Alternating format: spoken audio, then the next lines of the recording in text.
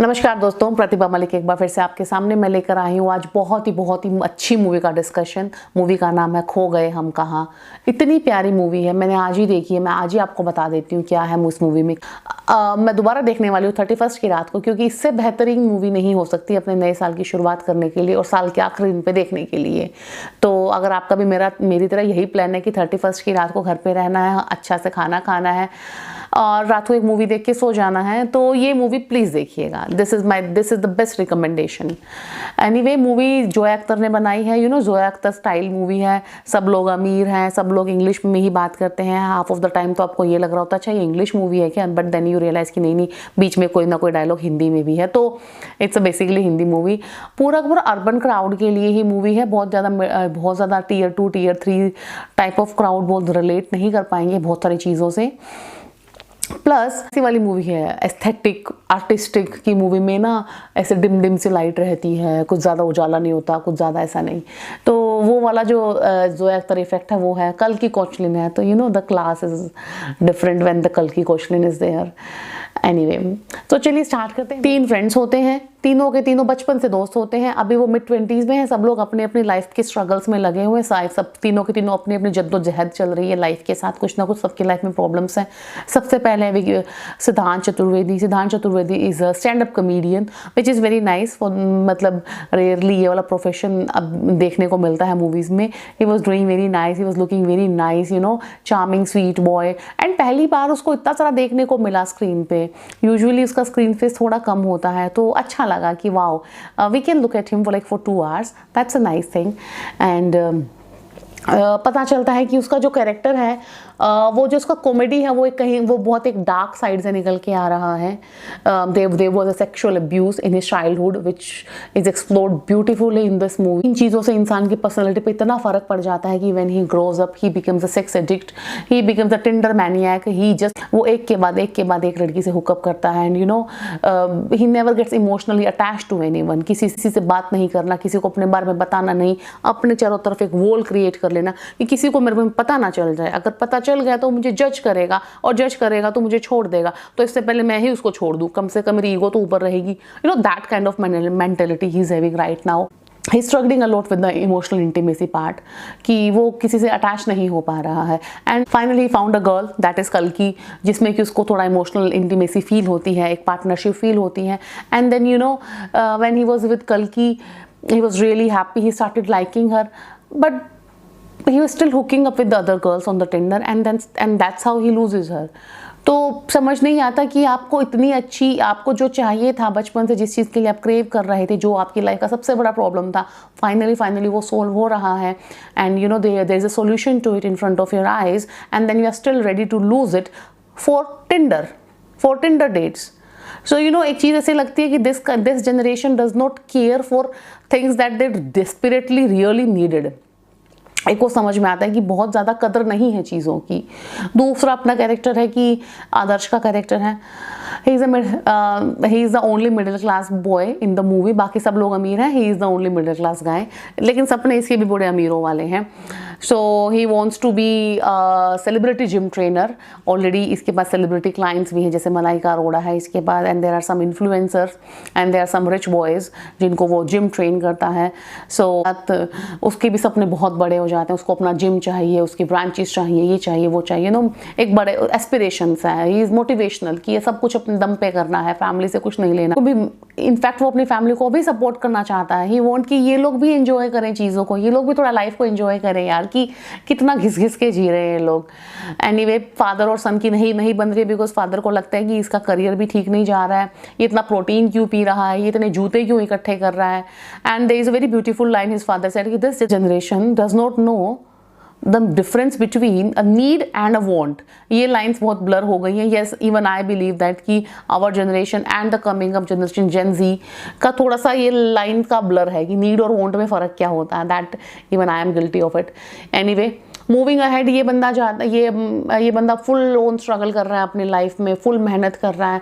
And then he is dating this influencer girl, but for girl this guy is just another thing, you know, वो उसका बहुत seriously नहीं ले रही है, तो which eventually leads to their breakup. और फिर उस ब्रेकअप के बाद जो इसके अंदर फ्रस्ट्रेशंस आती हैं, जो वो आती है, he goes online, create a fake profile and then start abusing people. मतलब किसी को लिख दिया कि तेरे बस का कुछ नहीं है, you are a piece of shit, किसी को लिख दिया you are a part of you are a result of nepotism, you are having a mid life crisis, ऐसा करके कुछ भी लिख दिया। तो you know there is a very beautiful part highlighted over here कि जब इंसान खुद की लाइफ में बहुत फ्रस्ट्रेटेड और एंग्री होता है ना, जब किसी खुद की लाइफ में कुछ ढंग का नहीं हो रहा होता, सो वो ऑनलाइन जाके ये काम करते हैं, which is true, which is actually true. क्योंकि ये जो लोग ऑनलाइन बुली करते हैं या ट्रोल करते हैं, इनकी खुद की लाइफ बहुत ही मिजरेबल होती है। एनीवे, मूविंग अहेड, जो अपना थर्ड कैरेक्टर है that is Ananya Pandey. Ananya Pandey is a strong, beautiful, independent girl, MBA किया है, you know, she goes to a very high fi big MNC firm, जहाँ पे वो अपना जॉब कर रही है बढ़िया कपड़े वपड़े पहन के। And you know, surprisingly Ananya has done really good. I mean, maybe इसीलिए क्योंकि ये जो कैरेक्टर है अनन्या का, this is very real life character. Ananya is born and brought up in that kind of society. उसका लैंग्वेज, उसका कल्चर, उसका पहनावा, वो सब वही रहा होगा जो इस मूवी में इसको पोर्ट्रे करना था। सो यू नो, अनन्या को बहुत प्रैक्टिस नहीं लगी होगी। Ananya is like herself in the movie, so it comes out beautifully. Ananya is beautiful, the best till date. Anyway, so moving ahead, Ananya is having a very good life, like better than the boys obviously. Matlab, she's more sorted, she's more intelligent, she's more focused, but she's in a relationship with a guy and then the guy breaks up. Ananya can't handle the breakup and she started stalking him, मतलब stalking him madly। पूरा time Insta पे देखना, अच्छा ये उससे बात कर रहा है, ये वहाँ जा रहा है, ये वहाँ का केक खा रहा है, अच्छा ये केक किस दुकान का खाया, उस दुकान पे लड़की कौन है, ये है वो है, यू नो, फुल नॉन पागलों की तरह उसको स्टॉक करना, फेक डेट्स पे जाना ताकि वो पिक्चर्स क्लिक करके उसको जला सके, ऐसे सेक्सी से कपड़े पहनना, फिर पोस्ट करना ताकि उसका अटेंशन ग्रैब कर सके। And finally when she grabs her attention, ये सब करके उसको अटेंशन मिल भी जाता है, और जब अटेंशन मिल जाता है, they hooked up and the guy dumps her again, he blocks her। So that moment she realized how dumb she was, how stupid she was, कि वो किस बंदे के पीछे भाग रही थी। मतलब मूवी में इसके अलावा बहुत कुछ हो रहा है, और मूवी में सब कुछ जो हो रहा है ना, वो सोशल मीडिया के अराउंड हो रहा है। वो बहुत ब्यूटीफुली दिखाया गया है कि कैसे सोशल मीडिया ना सब कुछ अफेक्ट कर रहा है। मतलब it's taking too much of our time, too much of our attention. हमारा अटेंशन स्पैन तो 5-10 सेकेंड पे आ गया है, हमारा फोकस इतना डिक्रीज हो गया है, हमारा वैलिडेशन पूरा का पूरा वहीं पे है, रिलेशनशिप्स एकदम शैलो हो गए हैं, everything is taken for granted. And phone उठाना is activity that we are doing more than 200 times in the day, which is called addiction. That's true obviously. तो 200 बार कोई काम हम दिन में कर रहे हैं तो वो एडिक्शन ही मानी जाएगी। इसके अलावा बहुत अच्छे सीन्स हैं, जैसे कि सब लोग बैठे हैं रूम में तो सब लोग अपने अपने फ़ोन पे हैं, nobody is bothered about anyone, which is also a sad reality of everybody's drawing room. सबके ड्राइंग रूम में यही हो रहा होता है, everybody is guilty of it, even I am guilty of it, everybody is. So ऐसी चीज़ें बहुत अच्छे से दिखाई गई कि where our world is going because of social media. It's very easy to have friends, it's very easy to have relationships, but at the same time इतना ही डिफिकल्ट हो गया है। The friendships are no more deep, the relationships are getting shallow and shallow every day. So ये सब चीज़ें social media से आ रही हैं इन अ वे, तो वो बहुत ही अच्छे से पोर्ट्रे किया गया है कि द नेक्स्ट जनरेशन और even the current generation is going to face more of it. Then there are therapy sessions, जो therapy sessions हैं, जो the counselor gives very nice beautiful life lessons, जो कि बहुत अच्छे हैं।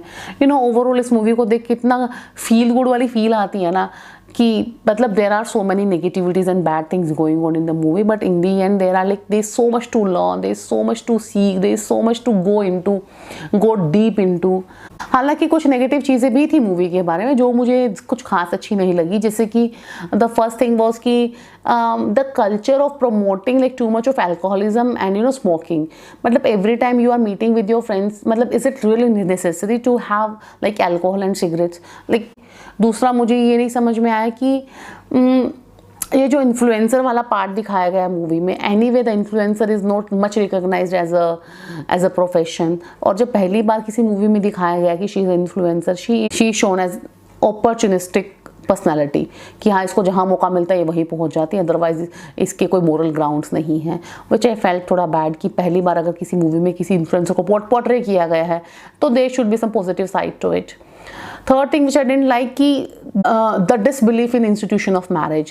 Ananya is the only person in this whole movie जिसको कि थोड़ा शादी के लिए फील आता है कि थोड़ा शादी करने का मन है, एंड उसका बॉयफ्रेंड फ्रीक आउट हो जाता है शादी के when she tells this to her mother कि मेरे को इसे शादी करने का मन था, and when this tell this whole situation to her mother is like कि तुझे शादी क्यों करनी है, just enjoy your life ना, and then she asks her mother कि are you not happy being married?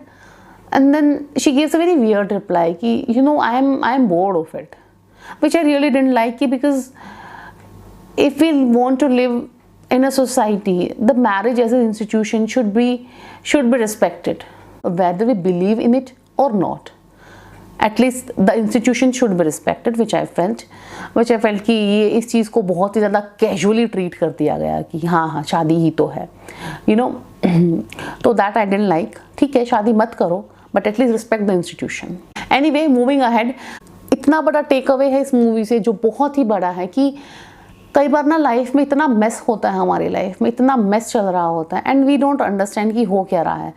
And you know there are people who are very close to us, like इस movie में दिखाया गया कि जो दो फ्रेंड्स थे दे आर वेरी क्लोज, और पहले वाले फ्रेंड के बारे में बाकी दो को साफ पता था कि इसकी लाइफ में चल क्या रहा है एंड क्या प्रॉब्लम्स हैं, जबकि जब ये दो लोग इसको बताते हैं कि तेरे लाइफ में ये प्रॉब्लम्स हैं, please deal with them, he just ignores them कि हाँ तुम पागल हो, तुमको क्या। फिर सेकंड वाले की लाइफ में जो भी प्रॉब्लम्स थी, लाइक आदर्श की लाइफ में जो भी प्रॉब्लम्स चल रही थी, बाकी दो को पता था कि भैया तेरे लाइफ में ये प्रॉब्लम था, प्लीज डील विद देम। ये भी उनको मतलब ब्रश ऑफ कर देता है। एंड अनन्या की लाइफ में जो बॉयफ्रेंड था वो दोनों बॉयज़ को पता था कि दो boyfriend is not a right person for you, वो उनको भी ब्रश ऑफ कर देती है। In the end they realize कि yes we all knew the bad things about each other. और जो इंसान हमारे बहुत क्लोज होता है और उसकी इंटेंशंस हमारे लिए अच्छी होती हैं, so you know he can give actually a better perspective the things that are going on in our life and specially the bad ones. So ये मुझे बहुत ही मेजर टेक अवे लगा कि यू नो लाइफ में कभी बहुत ज़्यादा messed up feel करो ना, तो प्लीज़ अपने बहुत ही क्लोज वंस का ना एक बार ओपिनियन ले लेना चाहिए कि यार सब कुछ ठीक तो जा रहा है ना, अगर कुछ ठीक नहीं जा रहा तो you please guide me, you please tell me कि क्या गलत जा रहा है and I should work on it. हम इतने ज़्यादा इंडिविजुअलिस्टिक और इतने ज़्यादा यू नो सेल्फ ऑब्सेस्ड हो गए हैं कि नहीं हमको पता है हम कैसे हैंडल करना है, I know how to deal with my life. इसके अलावा मूवी में एक बहुत ही गहरी ऐसी चीज़ दिखाई गई है कि you know how this pattern is shifting, you know, till last generation which was like our generation, the millennials, the pattern used to be whenever we used to meet a guy or a girl, तो हमारा pattern क्या होता था कि starting में we use to be friends कि हाँ ठीक है let's try to be friends, and then we use to start liking each other कि हाँ आई लाइक यू हो रहा है, and then I love you तक पहुँच रहे हैं हम लोग, and then there might be a physical intimacy and then physical relationships तक बात पहुँचती थी। But this generation, especially the urban crowd, the pattern is exactly reverse. मतलब you know the first thing they do is the physical relationships, hookups. Second thing, then they start behaving like friends कि हाँ we are friends, but we are hooking up. Then थोड़े time बाद they start liking each other, loving each other. I love you वाला face तो शायद इन लोगों को आता ही नहीं, आता है तो बहुत लेट आता है और बहुत लोगों में आता ही नहीं है। Anyway, I love you भी चलो हो गया, but when it comes to marriage and commitments, it's totally a different chapter now, a different game now. ये बहुत ही पैटर्न शिफ्ट हो गया है, बहुत ज़्यादा, इतनी ज़्यादा इनडिसिसिवनेस, इतनी ज़्यादा लाइफ में ये लगी कि इससे बेटर मिल सकता है मुझे, इससे बेटर मिल सकता है, you know you already have a good partner but you are always in search of a better one. इसको साइड में रखते हैं, ये तो है ही, एक और ढूंढते हैं। एक मूवी ने इन चीज़ों को आईने की तरह दिखाया है, तो obviously we have time and you know एक जजमेंट है कि इट्स हाई टाइम कि we should deal with these things. So that was my review about the movie. Let me know in comments अगर आपने मूवी देखी है तो बताना कैसा लगा आपको, and if you have anything to add let me know in comments. I will see you next video.